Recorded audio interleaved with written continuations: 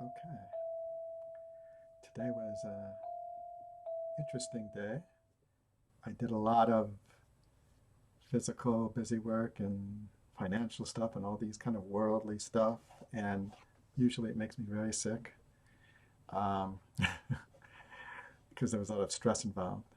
But what I did is I was doing a spiritual practice today as part of the course in miracles, and the lesson is still today. The lesson is sickness is a defense against the truth. So we've been working on the truth, and the truth of who I am, the truth of who you are. We are all one. That truth. Um, and sickness is a defense against the truth because it puts us really in our bodies. Like, oh my God, I'm in a body. It really kind of, you know, anchors you in the body into that separation from consciousness. And so I was working on that today, and interestingly enough, I was also drawn to work on the presentation, film, video, whatever, how it's going to be. It's kind of a media literacy for the post-truth age. And it's kind of like, I think I've talked about it a little bit, where I've been going through with integral theory and using the quadrants, using the structures of consciousness, using the methodological lens to kind of see if we can get a real kind of clean, big picture perspective of what's going on here in terms of how we are being manipulated and to help us wake up. Um, and so I've been playing with that. And just today, I was working on part of it, which was looking at all the different propaganda techniques and seeing if they fall into these categories, maybe 4 quadrants or 8 zones. And I think I talked about the other day where I hypothesized that since the techniques are they're methodologies, I assume that they would fit in the methodology lens, which would be either 4 or 8, either the 4 quadrant or 8 zone kind of modes of methodology. That's very intense stuff. I don't want to get too into it. You could look up my article on the methodology lens if you're interested. It's part of the Integral Cinema Studio.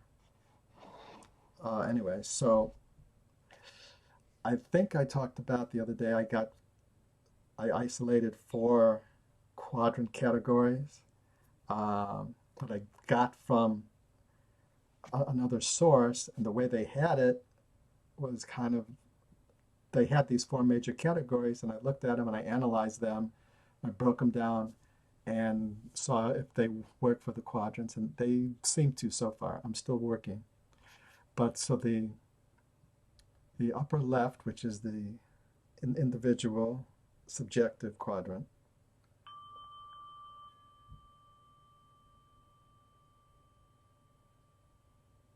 mindfulness bell. Sickness is a defense against the truth. Anyway, so we're spinning around, but that's okay. So basically, up here in the upper left, I think maybe that would look like the upper left for you. It's my upper left. I don't know if you can see that.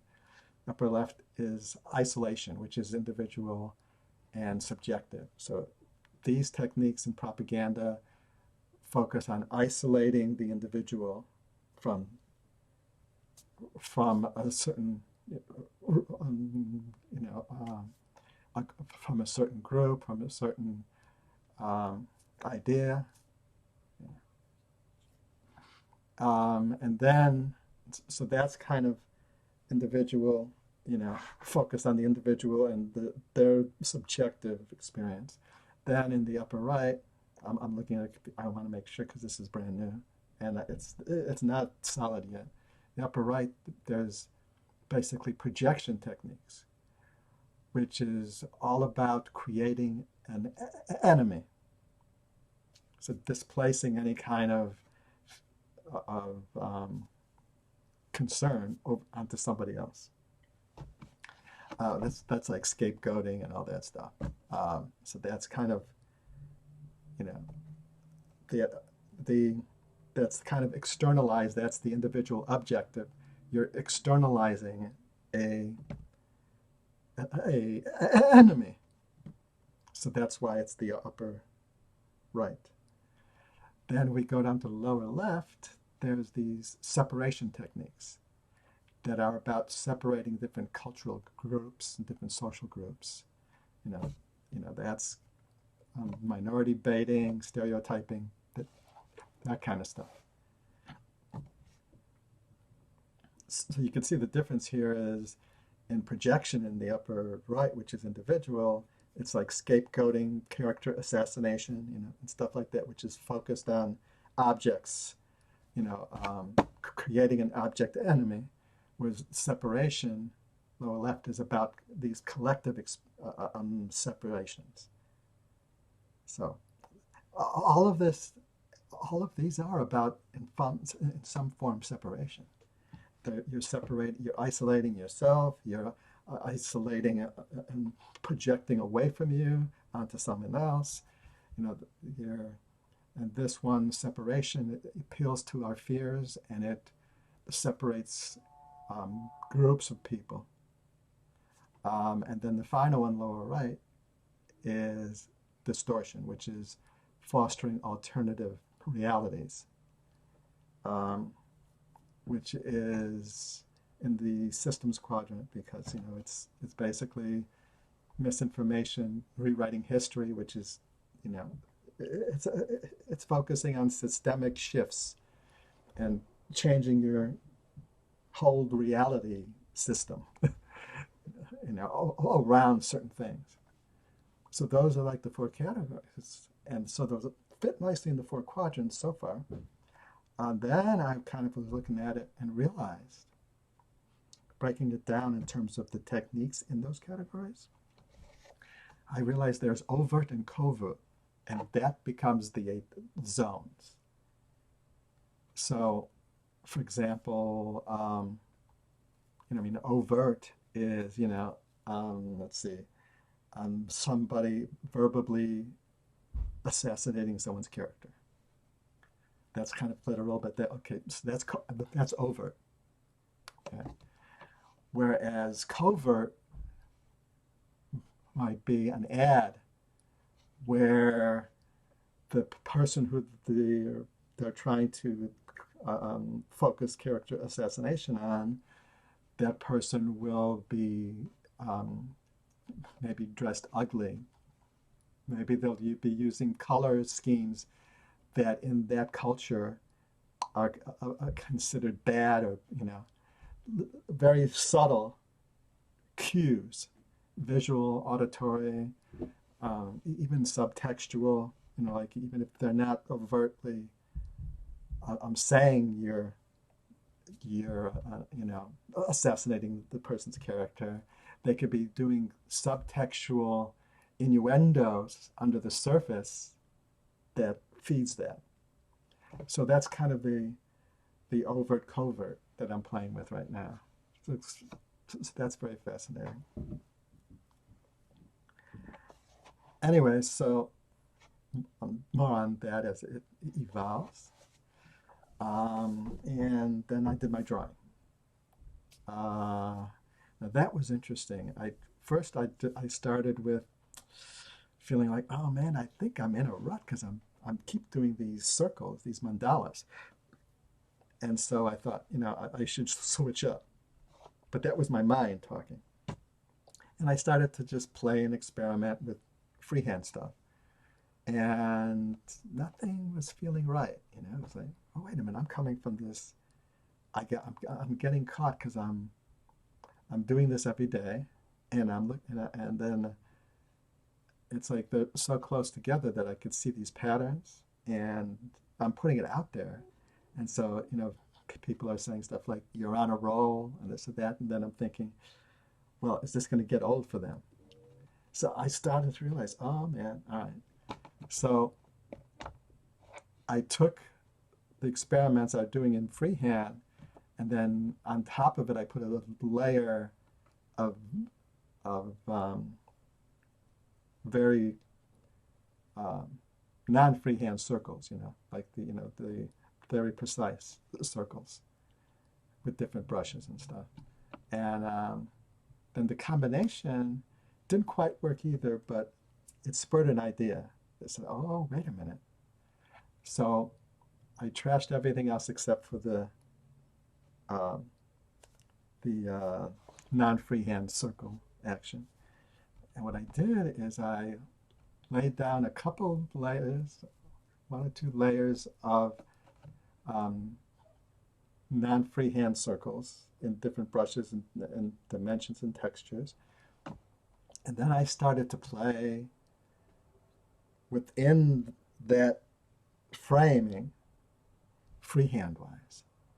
And I started to use brushes that were more freehand-ish as well. So like one of the brushes it sprays like dots of all different sizes, like little specks. So, I would use that, and then, so, and I would do the freehand within the non-freehand to play with that. And then I processed it as always. And then, well, there was one point where it was like, okay, that's it. I felt it. Wow, that's cool. It was a point where I was doing the dots and swirling the dots in freehand like spirals inside of the bigger mechanical circles, whatever you want to call them. And all of a sudden it was like a Monet painting. And it was like amazing mosaic, like popped out at me going, whoa. And I was like, oh, this is it. I'm onto something now. And then as I shifted between the freehand and the dots or whatever, and the solid mechanical circles and spheres, as I shifted them around, all of a sudden there became like this embroidered kind of aspect to it. Like the circles became the freehand swirls and specks looked like they were being held inside of these rings.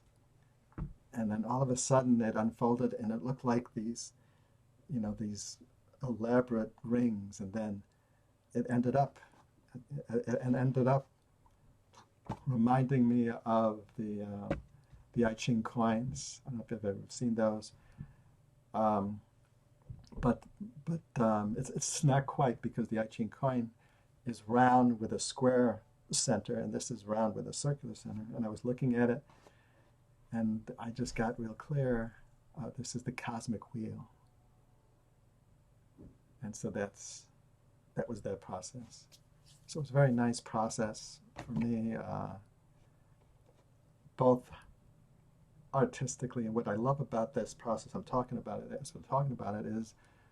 to see how, for me, creating art is also about lived inquiry. Because I was using that kind of, all right, I'm using this flow, state of consciousness approach, and when I'm not in the flow, when I'm not in the stream of consciousness, I kind of analyze it and look at it, and it actually uncovers psychological and spiritual stuff going on. It's kind of really nice. So, I mean, that's what transpersonal or transformational art is all about.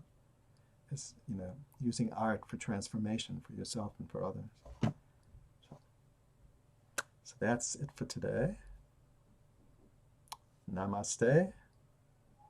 The oneness in me recognizes the oneness in you, beyond these bodies and forms. But within these bodies and without, peace out and peace in.